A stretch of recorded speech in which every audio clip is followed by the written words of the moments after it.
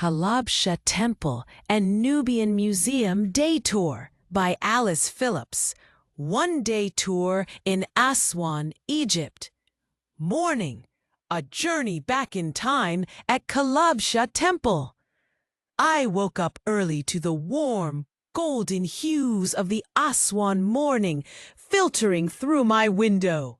The city has a hush to it that feels ancient, as if it still listens for whispers from the past.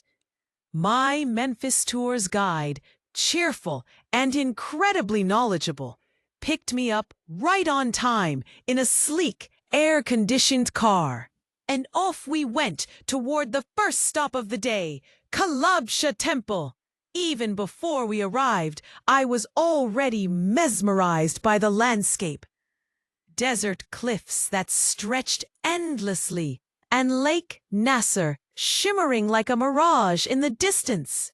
And then, there it was, the Temple of Kalabsha, perched proudly on a hill just past the western banks of the high dam.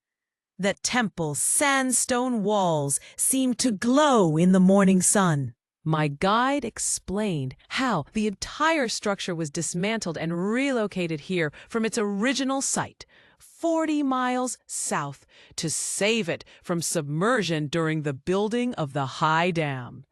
That alone blew my mind. Every block was numbered, moved, and reassembled like a giant ancient jigsaw puzzle. Walking through its columns, I could almost hear the echoes of worshippers past. The carvings told tales of pharaohs, specifically Thutmose II and Amenophis II, and even bore traces of later Roman additions. The blend of cultures etched in stone left me awestruck. This wasn't just a temple, it was a timeline carved in rock. Afternoon, immersed in Nubian legacy at the Nubian Museum. After a short ride back into the heart of Aswan, we reached the highlight I'd been looking forward to for months, the Nubian Museum.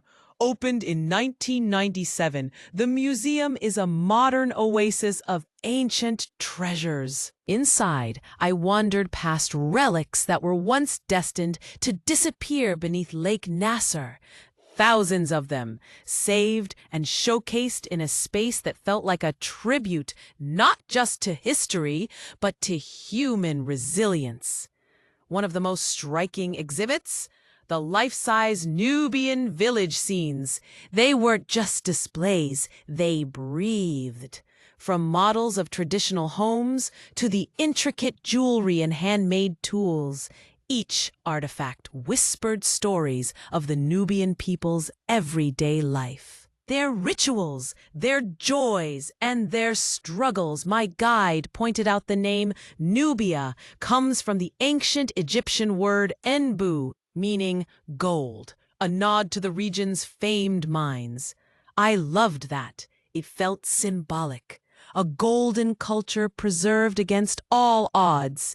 The museum was bright, modern, and exceptionally well curated.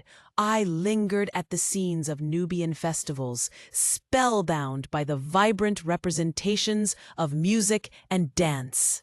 Summary of the day. If I had to wrap up the whole day in one word, timeless. Today I walked through ancient silence and vivid memory.